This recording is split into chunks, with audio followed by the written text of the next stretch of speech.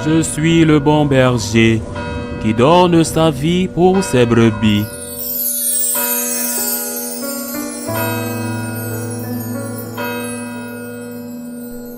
En ce temps-là, Jésus se mit de nouveau à parler aux grands prêtres et aux anciens du peuple, et il leur dit en parabole, le royaume des cieux est comparable à un roi qui célébra les noces de son fils. Il envoya ses serviteurs appeler à la noce les invités, mais ceux-ci ne voulaient pas venir. Il envoya encore d'autres serviteurs dire aux invités, voilà, j'ai préparé mon banquet.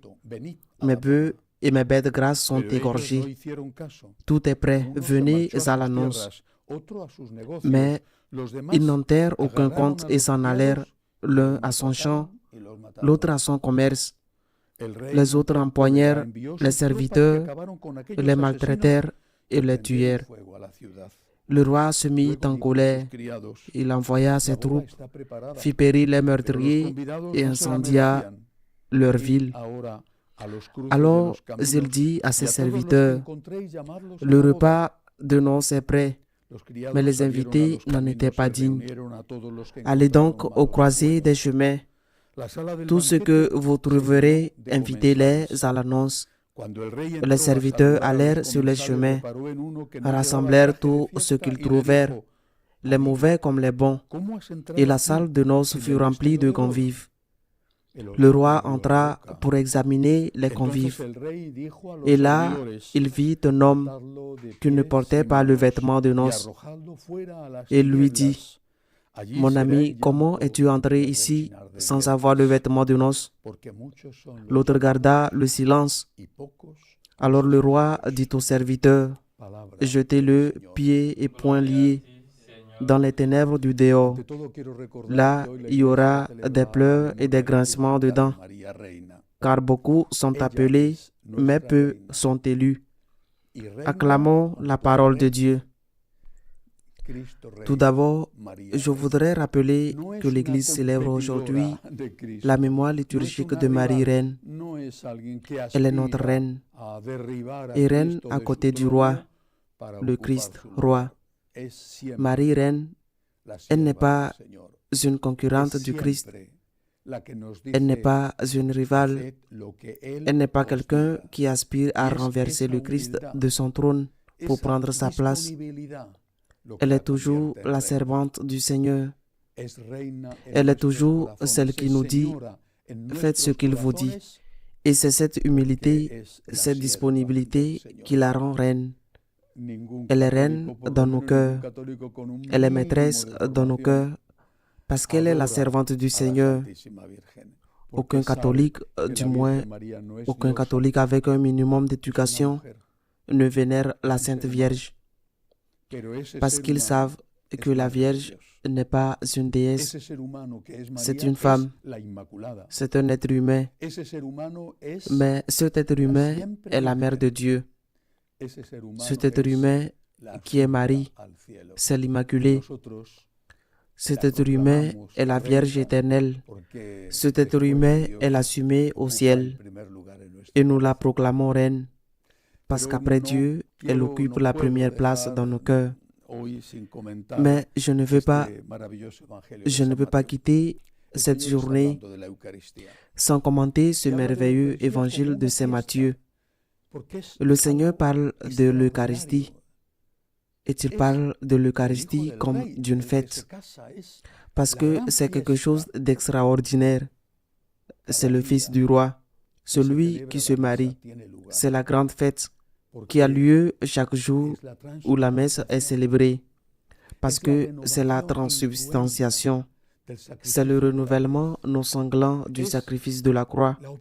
C'est l'occasion merveilleuse pour le Fils de Dieu d'entrer dans notre humble et pécheresse maison pour nous transformer, nous consoler et nous donner la force dont nous avons besoin pour lutter pour la sainteté.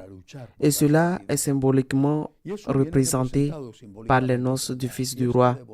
Le Seigneur appelle tout le monde, mais certains sont très occupés, ou bien ils sont les rois des excuses. Je ne peux pas, Parfois, ils sont occupés. Encore une fois, je ne peux pas. En réalité, ce n'est pas que tu ne peux pas, c'est que tu ne veux pas. Tu ne veux pas. Si on vous offrait de l'argent, vous iriez sûrement. Et pourtant, on vous offre quelque chose qui vaut plus que l'argent. C'est recevoir la communion. Et vous n'y allez pas. Mais ce qui est peut-être le plus intéressant dans cet évangile, c'est ce qui se passe quand il commence à dire « Je ne peux pas, je suis trop occupé, je suis une personne très importante ». Ce que disent tant de gens qui ne vont pas à la messe le dimanche et commettent un péché mortel parce qu'il est obligatoire d'aller à la messe le dimanche, sauf bien sûr s'il y a une cause plus importante qui vous empêche d'y aller. Par exemple, une maladie. L'Évangile dit, le roi se mit en colère, envoya ses troupes pour détruire ses meurtriers et mettre le feu à la ville. Puis il dit aux serviteurs, les noces sont prêtes, mais les couvents ne sont pas prêts. Les noces sont prêtes, mais les invités ne les ont pas méritées. Allez maintenant au carrefour. À tout ce que vous trouverez, appelez-les aux noces. Il parlait des Juifs, les premiers invités aux noces.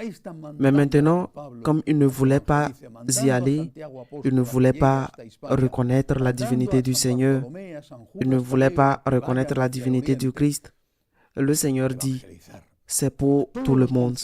Venez à la croisée des chemins. Et voilà qu'il envoie Saint Paul évangéliser, Saint Jacques, l'apôtre, atteindre l'Hispanie, Saint Barthélemy, Saint Jude Thaddée, aller en Orient, évangéliser jusqu'aux extrémités de la terre, à tous, juifs et non-juifs, à tous. Vous n'avez pas voulu, parce que maintenant, vous n'étiez pas les seuls. Si vous étiez les premiers, maintenant c'est pour tous.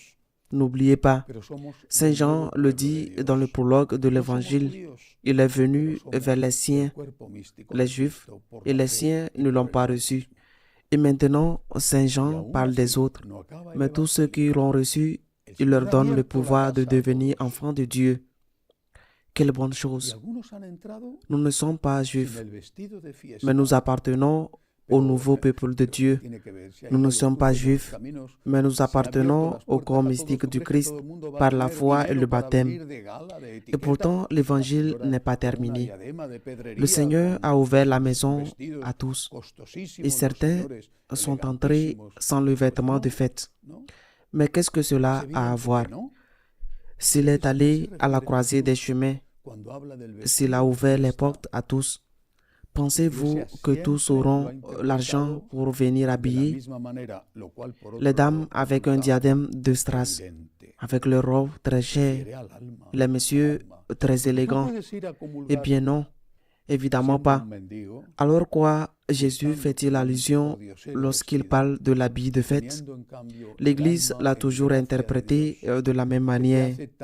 Ce qui, par ailleurs, est évident, il se réfère à l'âme parce que vous pouvez aller à la communion en étant un mendiant et en étant habillé comme un homme pieux, mais en ayant votre âme dans la grâce de Dieu, ce qui vous rend aussi digne que celui qui va à la communion avec les plus beaux atouts, ni plus ni moins, parce que ce ne sont pas les vêtements ou les bijoux qui te rendent digne. Ce qui te rend digne, c'est la grâce de Dieu, le fait d'être en communion avec lui. Et que se passe-t-il quand certains vont au festin, c'est-à-dire vont à la communion, sans être habillés, sans être dans la grâce de Dieu? Est-il dit aux serviteurs, liez-lui les pieds et les mains et jetez-le dans les ténèbres, où il y aura des pleurs et des grincements de dents. Saint Paul dit, quiconque mange et boit le corps et le sang du Christ, sans y être préparé, mange et boit sa propre damnation. Combien le font? Combien? Le pape Benoît XVI l'a dit lorsque le débat s'est engagé entre ceux qui disaient qu'il était possible de recevoir la communion en cohabitant sans être marié à l'Église et ceux qui disaient que ce n'était pas le cas. Le pape Benoît dit non.